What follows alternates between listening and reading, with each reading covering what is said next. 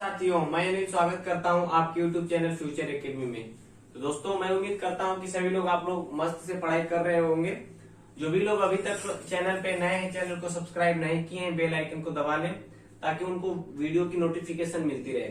दोस्तों, इसके पहले हम लोग पढ़ रहे थे इतिहास क्या है, इतिहास को विषय के रूप में किसने एंट्री किया, और आज हम लोग पढ़ेंगे इतिहास जानने के साधन। दोस्तों, अभी हम लोग इतिहास की पृष्ठभूमि पढ़ रहे हैं, एकदम जैसे जो घर का पिलर होता है ना, सेम वही कंडीशन इस टाइम इतिहास के उस स्थिति पे हम लोग हैं।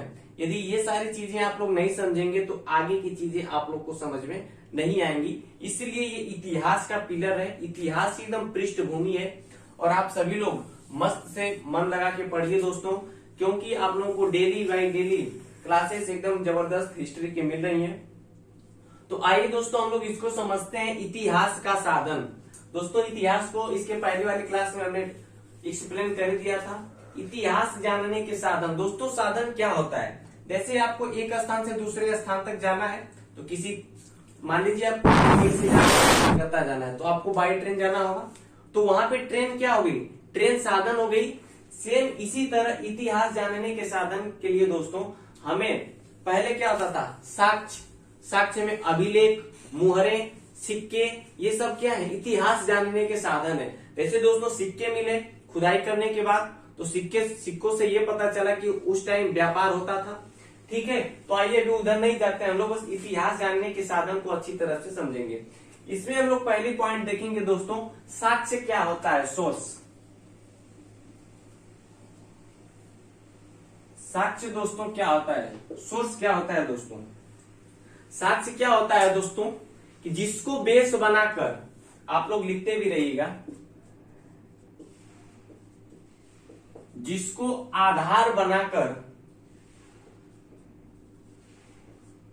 जिसको आधार बनाकर इतिहास लेखन का कार्य किया जाए।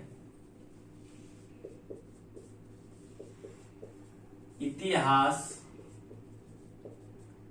लेखन का कार्य किया जाए।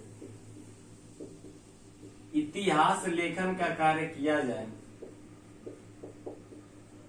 वो दोस्तों साक्ष्य कहलाता है। ठीक है, आप लोग सभी लोग एकदम मस्त से मन लगा के पढ़ते रहिए। ठीक है, तो साक्ष्य सोर्सेस क्या होता है? कि जिसको आधार बनाकर इतिहास लेखन का कार्य किया जाए, उसे क्या कहते हैं दोस्तों? उसे साक्ष्य कहते हैं। अब हम लोग नेक्स्ट देखेंगे साक्ष्य के प्रकार। ठीक है, क्या देखेंगे दोस्तों हम लोग? साक्ष्य के प्रकार।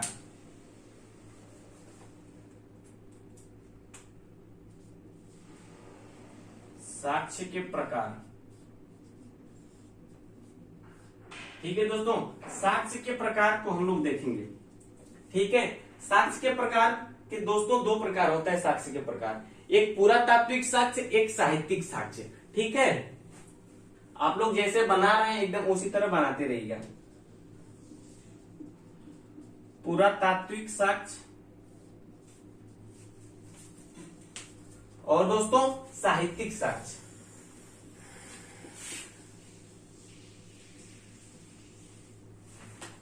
ठीक है, पुरातात्विक साक्ष्य और साहित्यिक साक्ष्य। कहीं कहीं पे इतिहास जानने के साधन को यहीं पे बता दिया जाता है कि पुरातात्विक साक्ष्य हो गया, साहित्यिक साक्ष्य हो गया, और विदेशी यात्रियों के विवरण। उसमें हम लोग आगे बढ़ेंगे दोस्तों, तो सारी चीजें जानेंगे। ठीक है, तो पुरातात्विक साक्ष्य क्या होता है दोस्तों? कि भूगर्भ में, मतलब पृथ्वी के अंदर खुदाई करने पर जो हमें प्राप्त हुआ, वो पुरातात्विक साक्ष्य के अंतर्गत आता है। ठीक है, इसको लिखिएगा आप लोग। खनन करने के बाद, खनन करने के बाद, खनन करने के बाद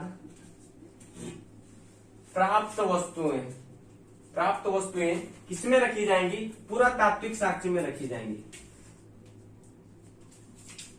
ठीक है, खनन करने के बाद प्राप्त वस्तुएं किसमें रखी जाएंगी दोस्तों? पुरातात्विक साक्ष्य में। इधर आप लोग देखिएगा पुरातात्विक साक्ष्य के उदाहरण। पुरातात्विक साक्ष्य के उदाहरण। ठीक है, पुरातात्विक साक्ष्य के उदाहरण इसमें आ जाएगा दोस्तों आपको शिलालेख। शिलालेख आ जाएंगे, अभिलेख आ जाएगा।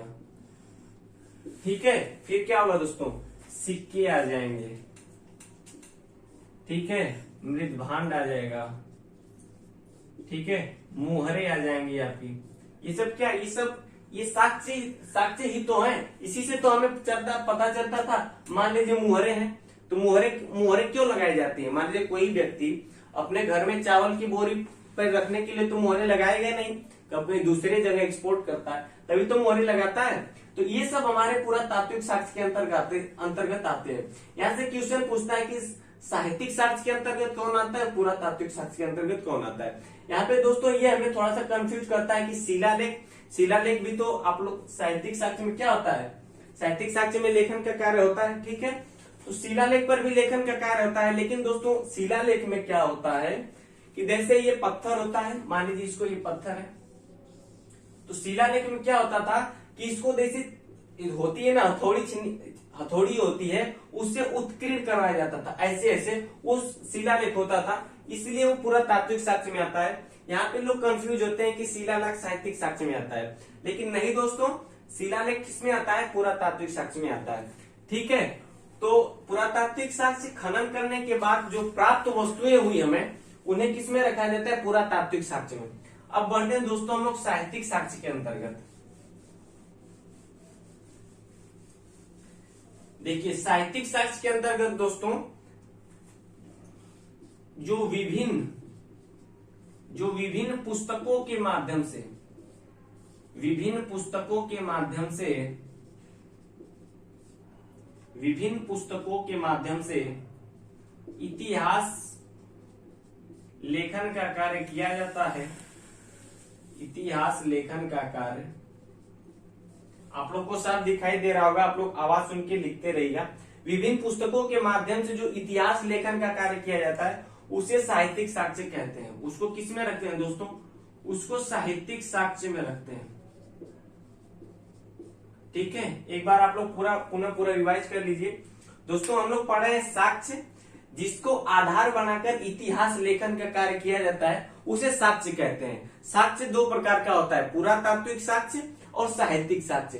पुरातात्विक साक्ष्य क्या होता है दोस्तों कि खनन करने के बाद जो प्राप्त वस्तुएं होती हैं उन्हें पुरातात्विक साक्ष्य में रखा जाता है। और साहित्यिक साक्ष्य में विभिन्न पुस्तकों के माध्यम से जो इतिहास लेखन का कार्य किया जाता है उसे साहित्यिक साक्ष्य में लिखते हैं। साहित्यिक साक्ष्य के उदाहरण को देखेंगे तो आपको आ जाएगा, वेद आ जाएगा, पुराण आ जाएंगे, ठीक है। और यहाँ पे पुरातात्विक साक्ष्य के उदाहरण शिलालेख, अभिलेख, सिक्के, मुहरे, भवन, मृदभांड, ये सब किसमें, ये पुरातात्विक साक्ष्य के अंतर्गत आते हैं।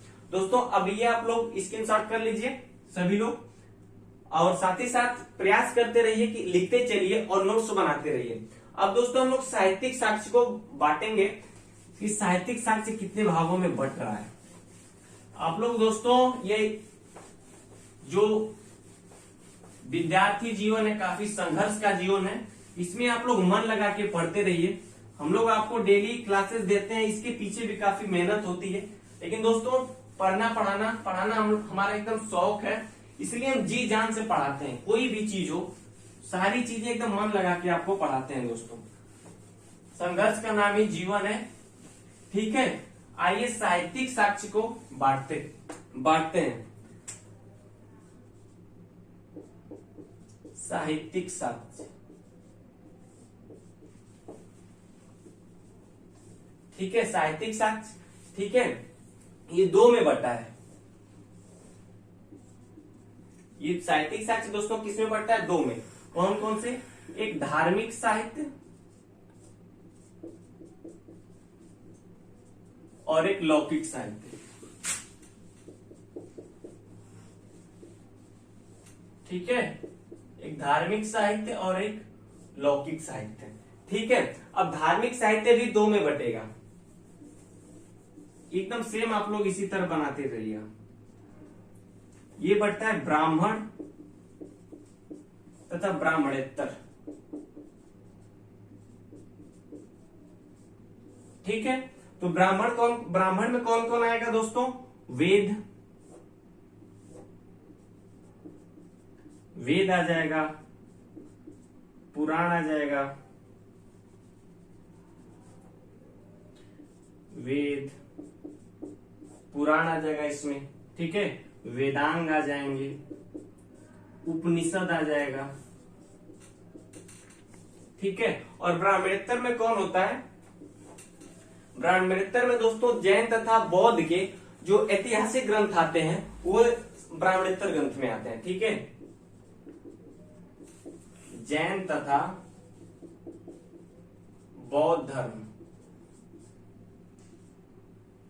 जैन तथा बौद्ध धर्म के ऐतिहासिक ग्रंथ आते हैं इसमें,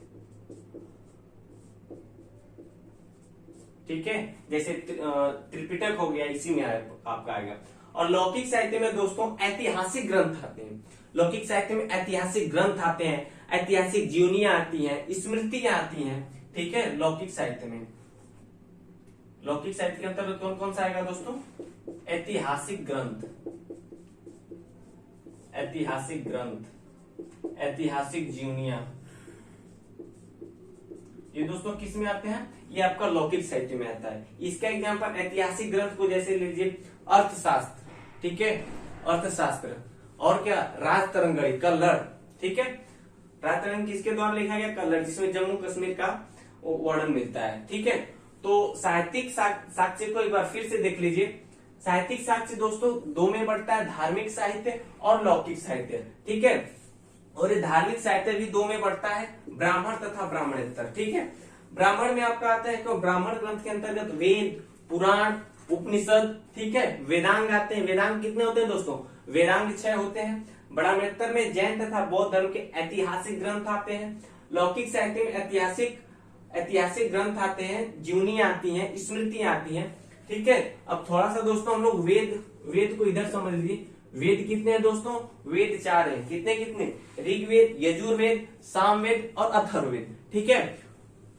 देख लीजिए, ऋग्वेद, यजुर्वेद, ठीक है, और सामवेद, अथर्ववेद बाद में जाके जुड़ता है दोस्तों, ठीक है। और ये दो ऋग्वेद, यजुर्वेद, सामवेद, ये दोस्तों मिलके क्या कहलाता है? ये वेद त्रयी कहलाता है। क्या कहलाता है दोस्तों? वेद त्रयी, ठीक है। तो इस तरह से हम लोग दोस्तों जो इतिहास का एकदम पृष्ठभूमि है वो चीजें हम लोग पढ़ रहे हैं इस टाइम, ठीक है। और हम लोग जाने इतिहास जानने के साधन जाने, धार्मिक साहित्य, लौकिक साहित्य, और इसके पहले जो हम लोग इतिहास जानने के साधन पुरातात्विक साक्ष्य, साहित्यिक साक्ष्य को हम लोग एकदम अच्छी तरह से दोस्तों आप लोगों को हिस्ट्री पढ़ेंगे। ये दोस्तों हिस्ट्री की एकदम पृष्ठभूमि है, एकदम यहाँ से ये एकदम हिस्ट्री की पृष्ठभूमि है। यहाँ से जैसे एकदम जबरदस्त तरीके से आप लोगों को हिस्ट्री समझ में आएगी। तो इस क्लास को हम लोग यहीं पे समाप्त करेंगे दोस्तों। इसके पहले मैं आप लोगों को कुछ लाइनें सुनाऊं दोस्तों। ना संघर्ष ना तकलीफ तो खाक मजा है जीने में, बड़े बड़े तूफान थम जाते हैं जब आग लगी हो सीने में। दोस्तों आपके अंदर वो आग लगनी होनी चाहिए। आपके अंतर्गत आप जो पढ़ाई कर रहे हैं, आपके अंतर, आपके एकदम दिल में एकदम पढ़ाई की अपेक्षा आपको जबरदस्त मेहनत करनी चाहिए। वो तूफान आपके अंदर दिखना चाहिए कि पढ़ाई क्या होती है, जानने की इच्छा होनी चाहिए, ठीक है। जैसे इतिहास को पढ़िए दोस्तों, इतिहास आपको मैं पढ़ाऊंगा एकदम आपको बोरिंग समझ में आएगा ही नहीं, ठीक है। इतिहास की क्लास में आपको एकदम इतिहास को दोस्तों आप कभी पढ़ के तो देखो, एकदम मजा आ जाएगा दोस्तों, ठीक है। तो इसी के साथ नेक्स्ट हम लोग मिलेंगे। नेक्स्ट हम लोग स्टोन एज स्टार्ट करेंगे, नेक्स्ट क्लास में स्टोन एज पढ़ेंगे, ठीक है दोस्तों। तो इसी के साथ क्लास को यहीं पे समाप्त करते हैं दोस्तों। जय हिंद, जय भारत।